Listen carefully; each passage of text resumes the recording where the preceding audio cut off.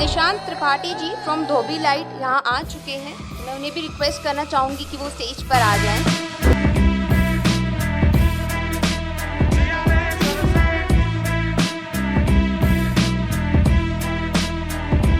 Laundry sector में DhobiLite India की first organised fair है, जिसके फाउंडर हैं निशांत त्रिपाठी। निशांत जी IIT BHU के पूर्व छात्र रह चुके हैं।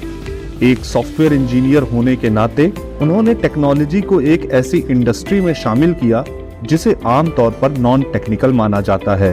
2011 में नोएडा से शुरुआत करके आज DhobiLite के 45 शहरों में लगभग 100 से भी ज्यादा आउटलेट्स हैं। उन्होंने अभी तक लगभग 3.5 लाख से भी अधिक परिवारों को अपनी सर्विसेज प्रोवाइड की हैं।